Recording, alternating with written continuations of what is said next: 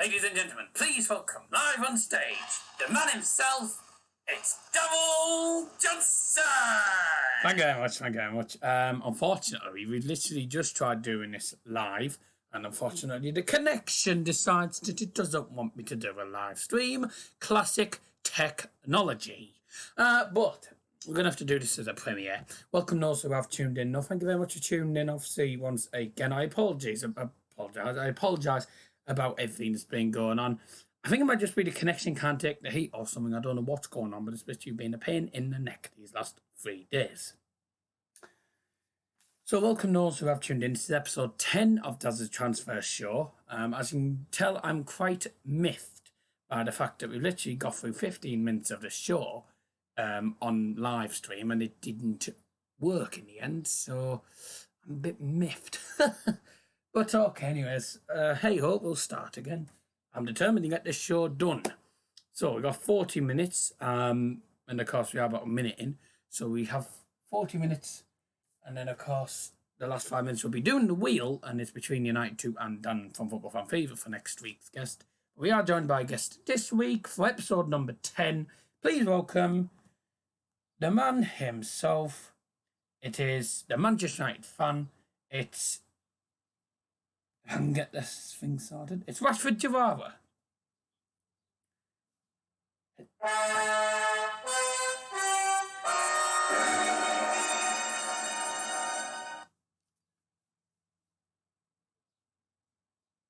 Hello?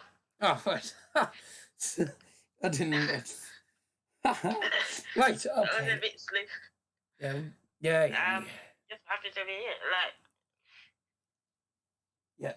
Like, we'll have to make our point again. Like, for those who are in the live chat, that were in the live chat before, I apologise about this. We're going to have to make all the points again. Let's start with, quickly, let's get the three from last week that we didn't get done. So I'll start with my thought. RB Leipzig signed Nkunku from PSG. A good signing, in my opinion, because Nkunku is a quality young player who obviously plays in Ligue 1. He'll probably do a Kevin De Bruyne. Go from one league to another league and then go back to the league that he came from. But will he be as good as Kevin De Bruyne? Probably not, obviously. Now, he plays well for PSG. I just think he can get enough game time at PSG, and I think he's made the right decision going to Red Bull Leipzig, because Leipzig, they're not the biggest club in the Bundesliga, let me tell you that. And that's no disrespect at all. And I'm not just saying that because I have Bayern fans on this channel, and of course... I do Bayern Munich content, don't I? So I'm not saying that to be biased or anything, but they're not the biggest club in Bundesliga. Biggest clubs are obviously Dortmund and Bayern, of course. And I think he's a good signing. He's quality. Gives him time to develop. He's got a lot of time left in his career. And he's only young as well. They've also signed Lookman, who's from Everton. And that's another good signing for Leipzig. They've signed 2 young players. And that's good. Because that means that... they get, the young players get a chance to develop and then go back to their clubs or to a different club in the league that they came from, and then, become a very world-class player. Seems to be most of the players who go to the Bundesliga seem to do well when they move. I don't know what it is. De Bruyne's one of them. Sancho's one of them. I was about to say Witzel, but he's playing in Bundesliga. Who else is there? I can't think now. Never mind, I can't remember who I was going to say now, and I can't remember. Never mind. maybe 2 good signings. Who? Alcácer? Yes, that's him. Paco Alcácer. From Barcelona. Paco Alcácer. Yeah. He'll probably go back to Barcelona anyway and probably become a new Luis Suarez. He's that good. He's doing that well in the Bundesliga this season, unbelievable. So, 2 good signings for Leipzig. Also, the final one... with regards to Bundesliga. Frankfurt have sold one of their good strikers, Sebastian Haller, who has now gone to West Ham United, which is a good sign of West Ham because I think Haller has the quality in him to be in the Premier League. And West Ham aren't a big Premier League side, so they're not one of the big six sides. So I think that's a decent move for him. But I don't think it's good for Frankfurt. Frankfurt, Jovic is probably, I think, gone. Rebic is probably the only one left. Haller's gone. So they've lost two of their main strikers now. And they need to bring in some replacements, otherwise they're going to do absolutely pants this season in the Bundesliga. And we'll get on to Fernandes to United a bit later on in the show, because we wrote that as one of the points for this stream anyway. This premiere. So, Rashford, obviously, I didn't know you were French anyway, but you've watched a lot of Nkunku, you've watched a lot of Sebastian Haller, obviously being in the French international squad. What are your thoughts on Nkunku? Yeah. What are your thoughts on Haller? And what are your thoughts on Lookman? I think, begin with Nkunku, I've watched him loads of times in PSG, he's obviously wasn't in their starting lineup because, you've got world-class players in that attacking forward for PSG. He wasn't, but every time you watch him play, if he got his opportunity, if he will rather score or assist. If he don't, then he had a bad game. He's so skillful. How he get through, and he's quick also. I think he will be good signing for RB Leipzig. But the thing is, he is going to be world class, and then big clubs will snap him up. Fair enough. I think. Fair points. Yeah. Haller. Oh, you have watched more of him than me, but I've watched him in the Europa League. But what I've heard of him is enough, and I've watched him in the Europa League, especially against Chelsea. In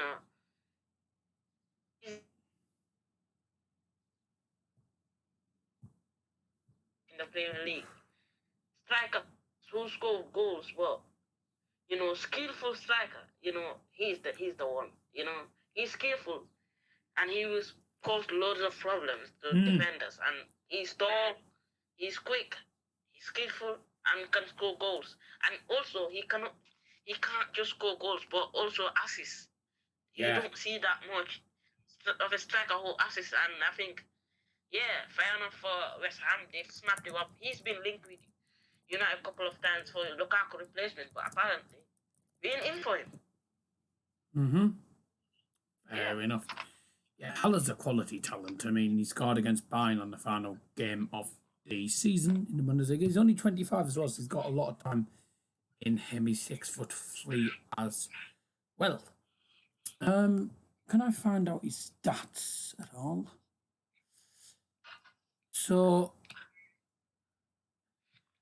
for Frankfurt, he played 60 games from his time from 2017 to 2019, scoring 24 goals, scored 9 goals this season as well. And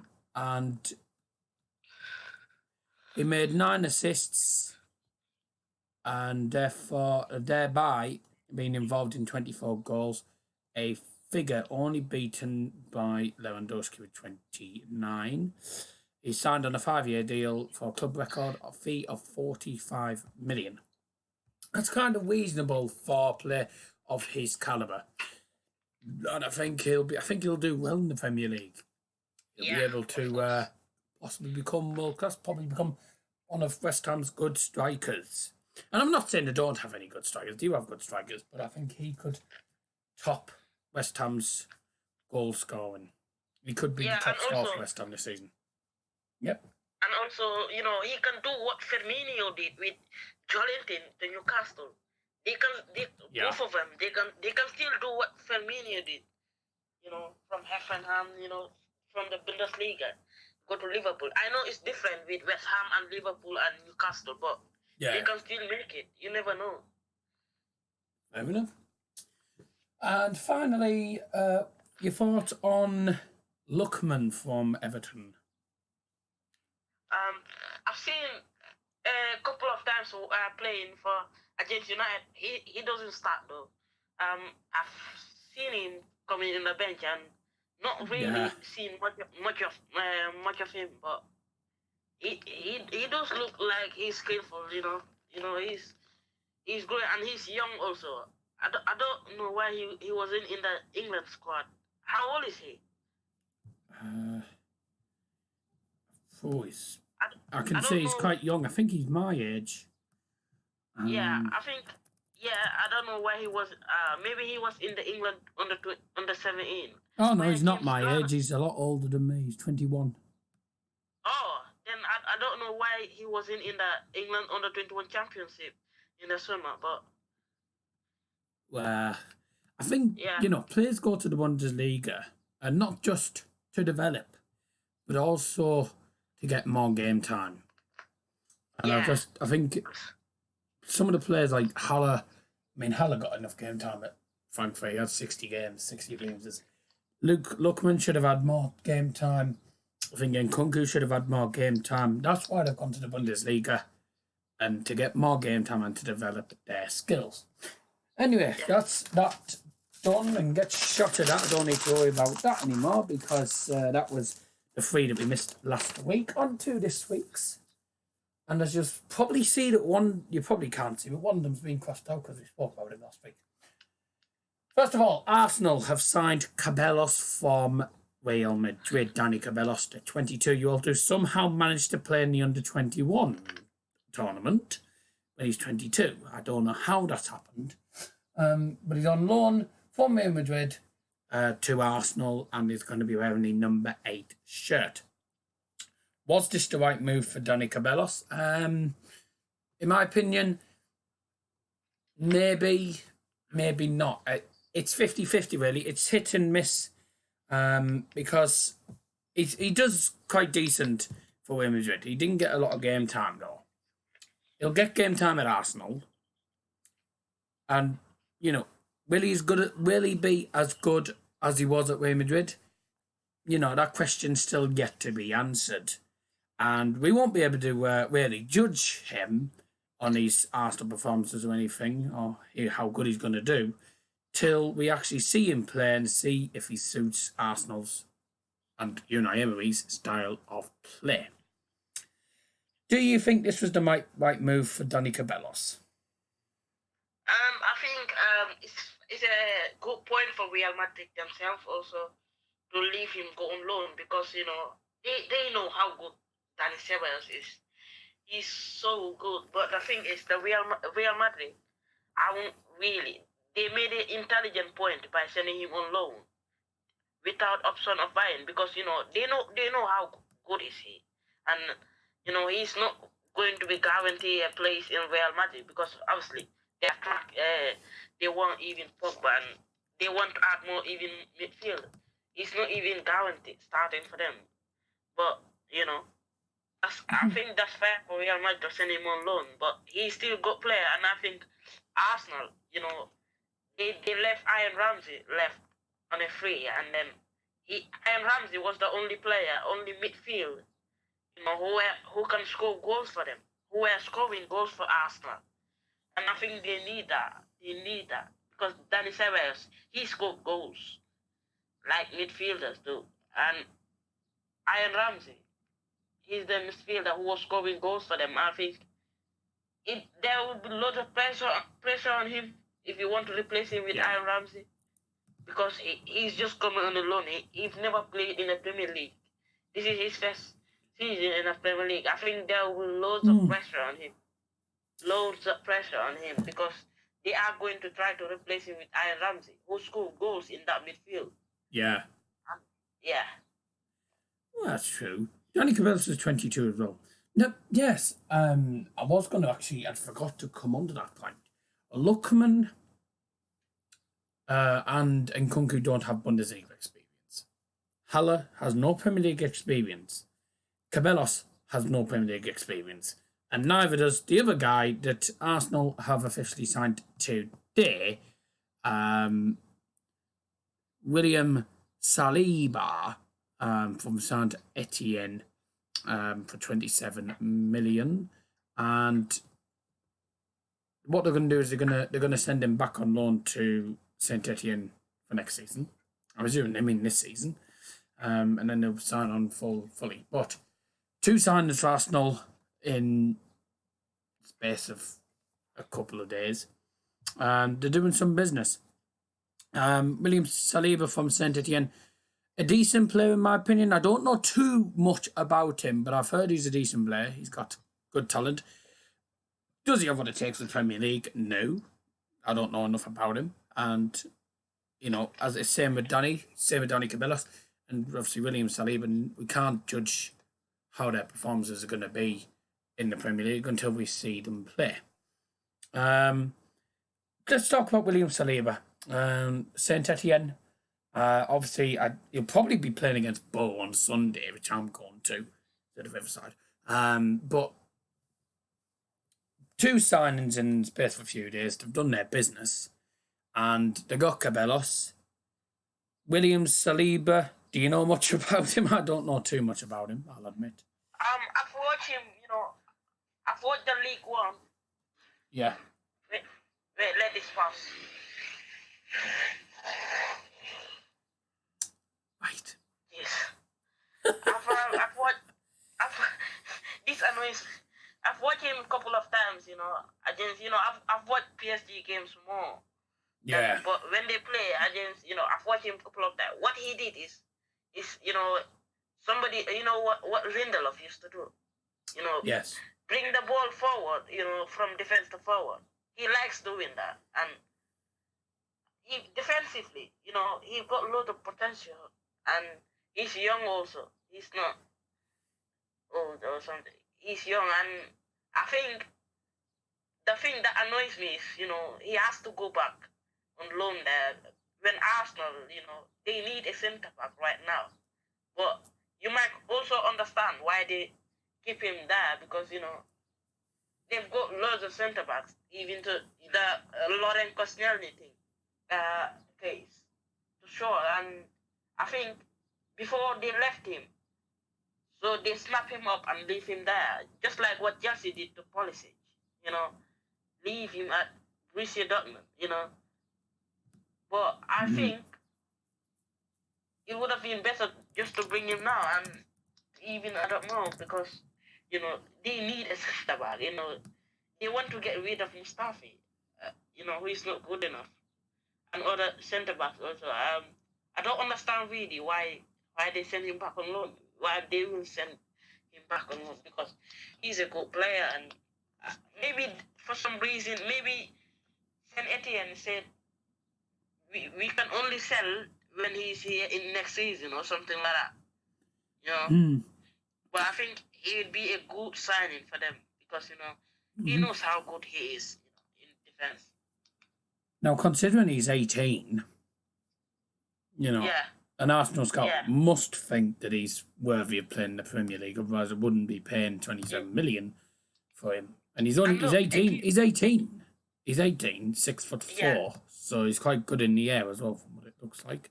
Yeah, again, he's a defender. The same thing as Danny Ceballos. They will put pressure on him, because when a team is desperate to get something, when they get him, there will be loads of pressure. That's the problem. Maybe that's another reason why they kept him there. Yeah. Fair point. Anyway, on to the next one. We are nearly halfway through the show already. That's gone quick. Anyways, we talked about 2 there. William Saliba, which was obviously a last minute one that literally came through today. There's that done. Now, going to quickly go on to the ball ones. As I said there was 2 ball ones, and then we'll go on to the United stuff. Ball bid for right back Anthony Dijksteel from Charlton Athletic has been rejected. Now, he was obviously one of the right backs who helped towards promotion for Charlton Athletic. He's a not right player. Not sure whether we'd suit it. I mean, we have 2 players who can play at right back. We have Dale Fry, who can play as a right back, but he's currently injured, I believe. We've got Shotton, who can play as right back, who's mainly a right back. We don't really have another right back in our team. If I've missed anyone, then let me know. Jed Spence, I think's gone now. I can't remember now off the top of my head. I looked at the squad earlier, but it looked like it was only Paddy McNair. I believe Paddy McNair is still at the club. I think he can play right back as well. So I'll say if I'm wrong, let me know. That's all. No minute. Rejected by Charlton. Do we need another right back? Probably yes. In case Shotton gets injured and then we're knackered. Next one, Braithwaite has left Borough, gone to Leganes permanently. He was on loan at Leganes, scored a good amount of goals for them as well last season. Finally gone permanently, and that's music to most Borough fans' ears. The only thing is, we've lost a player who, didn't have a great attitude at the club, I'll admit, but he was starting to show himself a bit during this pre-season. It's another player gone. We haven't brought anyone in that's good. We brought in Borrells, who from can't get me teeth in, from Grimsby Town, who's gone into the academy team. And we've not really brought anyone for the first team, apart from Thomas Mejias. And I think we need to sign another outfield player. Braithwaite's gone permanently, and I think it's a $6 million deal or something, as well as the $6 million from Flint. So it gives us gives us a bit more money to spend. I'd say about 15 to 18 million or something like that. That's how much I think we have to spend now. We do need to sign some players though, and if we don't sign any players, then I'm going to be very worried. I mean, pre-season wise, we're doing okay, but the fact that no one signed gets me very, very worried. Anyways, Leganes signing permanently. Good deal for Leganes. He played well there last season, and I think both fans were happy to see the back of him. Anyway, next one. On to some of the... we're going to go on to the United ones. I'm going to quickly say... Darren Bent has announced his retirement at the age of 35. And I'm going to have a look at his stats here. I'm going to just get the stats for you now. He's 35. Now he's announced his retirement. He played 122 games for Ipswich, scoring 48 goals. 68 games at Charlton, scoring 31 goals. He's played 60 games for Spurs, scoring 18. 58 games for Sunderland, scoring 32. 61 games at Aston Villa, scoring 21. He went to Fulham on loan, scoring 3 goals in 24 games. He went to Brighton on loan, scoring 2 goals in 5. Derby on loan, 10 goals in 15. He then signed for Derby permanently, scoring 12 goals in 58 appearances, and then went to Burton on loan in 2018. 2 goals in 15 appearances. Age got the better of him at times. He started his career, obviously, at Ipswich in 2001 of his senior career. And he's got a few goals for the national team as well. The normal England first team, 2006-2011, only scored 4 goals in 13 appearances. He was a good striker. But I think these days, age has got the better of him and he's decided to hang up his boots. Some very good stats, actually, for a striker of his age. Still not as many goals for many teams as Robin, obviously, but one played for some of the bigger clubs. So Darren Bent announced his retirement. He will be missed. So that's him and Crouch, 2 strikers who have now both retired. Will be missed. A good legend. Does that mean will he be a legend on FIFA 20? No, probably not. I mean, that'll be an end of era for him now. Next one. Spurs make a move for Paulo Dybala. And by the way, before anyone starts complaining, I will let Rashford Jawara speak when I've finished my points here. I just did the ball once myself because I'm both fan. I did ask Rashford before we started, did he watch much of the Championship? And he said no. So, which even he'll probably say was true anyway. Which was true, wasn't it? Because you said you don't watch much of the Championship anyway. So, yeah. What was the next one? This is a big one, though. Spurs make a move for Paulo Dybala. Now, there was United fans who were looking into him. And, of course, if Spurs get him, then a big move for Spurs. But, you know, will it work for them? Will it backfire? Who knows? Dybala plays in the Serie A for Juventus, of course, and I don't see why he'd leave Juventus, because United were linked with him before. But Juventus were wanting some high amount of money, about 80, 90 million, something like that, for him. I don't think he'll leave Juventus, though, considering he's playing with Ronaldo, he's playing with Mandzukic, who I think still plays. You know, big players like Chiellini and all them. And why would he leave Juventus and Ronaldo to go to Spurs and play with Harry Kane and Son and all them? And I'm not disrespecting Spurs in any way. They are still a quality team. I just don't think Dybala's going to leave Juventus, considering Juventus have won more trophies than Spurs. And he's a top quality player in the Serie A. He loves the Serie A. So he's going to stay at Juventus, I can guarantee it. But Rashford, on Dybala, do you think he's going to leave Juventus or not, and why? Look, Dybala is a name that will always appear in every transfer window. You could see it loads of times, but his brother has come out and said, look, he's looking for a move. But then, when reports told him that your brother said you're looking for a move, he said, look, his brother is talking to himself, and he wants to play for Juventus. He wants to play with Ronaldo. That's what he said. And for now, maybe things has changed, but I can't see him leaving Juventus, even though he won't be in the starting 11. He might be, because, I don't think he will start over Bernardeschi, though, because, Bernardeschi is loved by Juventus. So he's also loved by Juventus, but he's not going to start over Bernardeschi. So yeah. So I don't.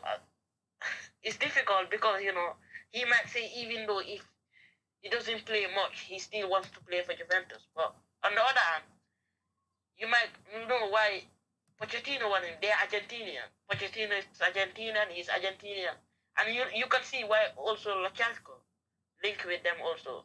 If they get, I think they will get one of them, Lachalco and Dybala. They're Argentinian. I think you can clearly see Pochettino will want both of them, but would he leave? Maybe Lachalco, but I don't think Dybala is leaving. I think he'll stay. Fair enough. I agree. I do think he'll stay. And some very fair points you've made there. On to the next one. We are about 10 minutes or so away till the end of this, and we might actually get through all of these topics. I'd be amazed if we do. Next one, and on to some Manchester United business, which I've not done. Bruno Fernandes to Manchester United is very likely to be off now, considering Liverpool and Spurs are both in for them as well. So it's a free horse race for him. He's not going to go to United, I can guarantee it.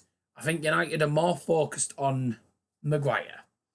And in my opinion, and Kieran's asked this before on this stream, would you bring in Maguire and Fernandes and spend all that money? Give me a second, mate. Or would you not bring in Fernandes and just bring in Maguire? Now, it was something like that. I might have said it wrong, but it was definitely something like that. And I said, in my opinion, we'd be better off bringing in Harry Maguire, because Harry Maguire is more reliable. He's got more experience in the Premier League. And I know it's going to cost 80 million, but he's a brilliant centre-back. And United are urgently in need of centre-back, considering Eric Bailly got injured in today's game against Spurs, which United won. But the fact that Bailly got injured showed that, and Solskjaer reiterated to Ed Woodward and the board, that he badly wants to sign Harry Maguire ASAP. Now, if United don't sign Maguire or Fernandes, you can't blame Ollie. Ollie's not the one to blame. Ollie's the one who wants that player to come. But it's all down to the board. Are the board prepared to pay 80 million? Are the board prepared to give him the contract? Are the board prepared to do this, that, and the other? It's all down to the board and the Glaciers. So anyone who blames Ole Gunnar Solskjaer is wrong, in my opinion. And I'm not saying that, that United fans do that. There's one or two who've said Ollie out even though they've been winning 4-0 against Leeds. Daft, isn't it? But if Maguire comes in, it's better for United. Fernandes, I don't think will be needed because I think it could be a flop if he joined because he doesn't have Premier League experience. I know United fans are wanting it to happen, but can't bring both. If you had to pick one, would you go for Fernandes or Maguire? Let me know in the live chat. But me, I'd go Maguire because United are in urgent need of a centre back. And you have centre attacking mids. You've got Mata, who plays centre attacking mid. You've got Fred, who can play as a centre attacking mid. Who else can play as a centre attacking mid?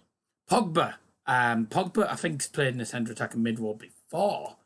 And you've got other players who can play in centre attacking mid. So I think there's enough centre attacking mids, just not enough centre backs. So that's why I think United would be better off getting a centre back and a centre attacking mid. Who would you rather pick? Would you rather get Bruno Fernandes or Maguire? No, it's clear because as far as long as I love Bruno Fernandes to come to my United, I'm like, he's just going to be fantastic signing if he's up. But if you look at our that bar and you see we signed Wan-Bissaka, you look at Lindelof, that's perfect, and you look at Slow, that's good. But look at that right side of the central defensive, and you look who is available at the moment. Bailey is not going to play even next season. He won't even play much. And you look who is available apart from Bailey. Tuanzebe, what can he do in the Premier League at the moment? I'm not saying he won't, but you can't rely on him. If Tuanzebe is not playing, who is there? Yeah. They are repeating the same mistakes. Jones and Smalling, they are going to play every game. This is what happened. I've seen some United fans doing that. No, we need to trust Tuanzebe and play him. Trust what? This is the mistake we've been making for so long. We keep trusting and say believing. No, the board know what they can do and they won't do it. We need a centre back, and even though I love Bruno Fernandes, I want him to come to United. No way. I will take Maguire because this board, I don't trust this board. They will go and look. They will go and at the end they will sell Pogba and bring Savage or Fernandes in. Mm-hmm. That is nothing. Like no improvement. You sell Pogba and bring Fernandes only or Savage only. That's what they're trying to do. That is what they're trying to do. And I'll tell you now, if Bruno Fernandes goes to Liverpool, I swear to God, there will be a lot of rants towards Ed Woodward. And it won't be just from me. And I don't disrespect Liverpool in any way, shape or form. But if Liverpool or Spurs get him instead of United, who've been linked with him for how long now, then I am certainly going to have a go at Ed Woodward. Because I'll admit, I've been sick of the board for how long? Do you think the Fernandes deal is actually going to go ahead, or do you think it's definitely off now? Look, before that, I've seen some United fans saying that when Sky Sport report that the deal is unlikely, and some fans saying we're not even in for Bruno Fernandes. We are in for him. We are in for him a long time ago. He's a player that United have been scouting for so long. But scout him doesn't mean that we're going to get him. Because the board is the problem. And some fans saying that, Oli is a puppet. He's not even telling the board anything. He's just leaving them like that. No, that every manager that comes in, the board takes some responsibility. You know, Yeah. there's no way that Oli keeps quiet. He told them, like, Oli is not stupid. You know, he knows what's going on with his team. And some fans come and say, you know, we're not even in for him. And Oli doesn't even tell them, we are in for him. It's the board who wasting that time to make. And, you know, Fernandes, oh my God, you know, it's a nightmare if he goes to Liverpool. You know, I'm saying this. You know, I'd rather guarantee Liverpool to lose to Liverpool 5-0 each, home and away next season, than we get Bruno Fernandes. No, we can't do that. You know, we can't leave that happen. You know, it's a nightmare, really. Fair enough. Also talking about Manchester United. I do have one more thing after this, but I mean, if we only have about 4 minutes left until the klaxon will go, so we might. You know what? We're going to quickly talk about this one. Jurgen Klopp ruled out Coutinho return. Now, this is interesting. Now, I know for a fact Liverpool fans won't welcome Coutinho back, considering he went to Barcelona and, you know, look what happened. Got beat by Liverpool 4-0. And United fans aren't going to take him because he's an ex-Liverpool player. All this rivalry and stuff. The fact that he's ruled out the Coutinho return, I think is better for Liverpool. You've got Sadio Mane, who's a fantastic, pacey player. Without Mane, Liverpool were going nowhere. Coutinho scored a lot of goals in his time at Liverpool, but I don't think now would be the good time to go back. I think Liverpool probably keep the same squad that they've had last season, because that's obviously the squad that got them to the Champions League final. Their front three is the most lethal front three, I would say, in the Premier League. And I will tell you this, I think it's more lethal than Manchester City's Sane, Aguero, and Sterling. Oh, yeah. Bernardo Silva. But I think Mane, if you compare Mane, Firmino, and Salah with Sane, I'm trying to not make my names mixed up, but Sane, Aguero, Sterling. Two lethal attacks, the most lethal attacks in the Premier League. If I was going to pick one, I'd say Liverpool's. Liverpool's has a lot of pace, a lot of quality, and that's a front three that can score a lot of goals. This season, they could play prolific football and score goals prolifically. And if they do, they're going to be a real pain in the bum to play against, I'll admit. But Man City have already pain in the bum to play against, so they're front three. And that's for any team.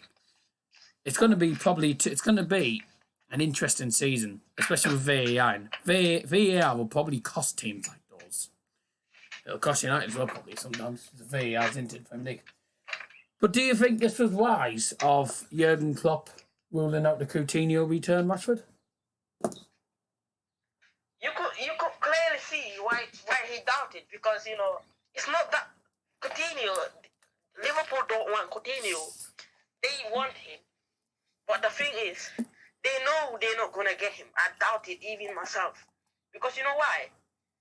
Barcelona are only thinking about Neymar at the moment. And there's no way that Barcelona would be working on the Griezmann. Their saga isn't even complete with Atletico Madrid. Oh, yeah, it's been a real saga with their transfers. and then they're working on Neymar also. How can they offer Coutinho to Liverpool? They don't do that. I think what they're doing is trying to take Coutinho to PSG or stay here. They don't offer Coutinho to Liverpool. It's not even happening. That's why you can understand why Klopp say he doubted, because Barcelona aren't even thinking about Liverpool at the moment. They have two problems: Neymar and Griezmann, and isn't even finished yet, that saga. Because Atletico Madrid is still standing up to Barcelona. They're trying to get that deal cancelled. Yeah, that's why I said no. They're not even thinking about Coutinho to Liverpool. Silly. No, I think that's just wrong. It's silly, isn't it? You talk about Griezmann. I mean, that's not one of the things, but you talk about Griezmann, and I think this Griezmann saga is just daft. If you weren't happy about selling him to Barcelona, why the hell did you sell him in the first bloody place? I mean, no, the thing is, seriously, it's absolutely dumb. yeah. Anyways, the klaxon. Yeah. Carry on, mate. The klaxon's just about to go anywhere. Just so. Oh, yeah. I'll let you get your thought in quickly. What you were going to say? Quickly, the thing is, Griezmann release clause was, 120 million and 120 million, but before after 1st of July, his release clause will go to 200 million. After 10 days after 20 10 days after July 1st. His release clause will increase to 200 million. Yeah. And Barcelona have agreed before, 1st of August. Even Griezmann said it. He said he knows where he will play since March. And that shows us that Griezmann, they have agreed the terms before July 1st. But before the payment comes, the announcement official comes, it was after 10 days after. So you understand now how the saga comes. They have agreed, but they have not signed him before. But after, yeah. You go, mate. Yeah. That's Yes. Sorry about that. Yeah. The klaxon did go, unfortunately, due in. Whilst it didn't finish anyway. You'd finished anyway, that was so. Yeah.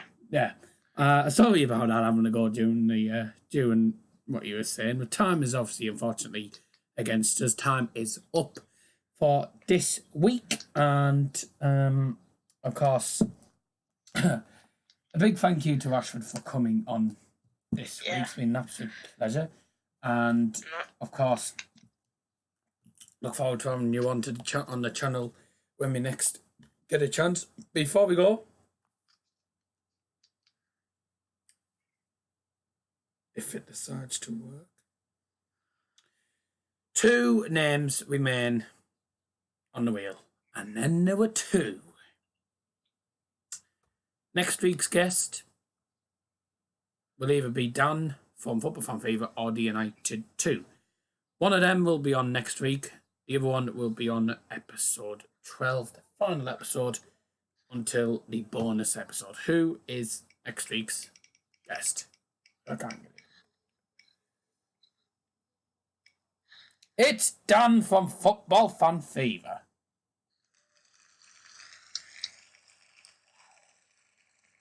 Which you can't see very clearly. And then that means the United 2 will be on episode 12, which will be the 8th of August. Next episode is the 1st of August, and that is next Thursday night, of course.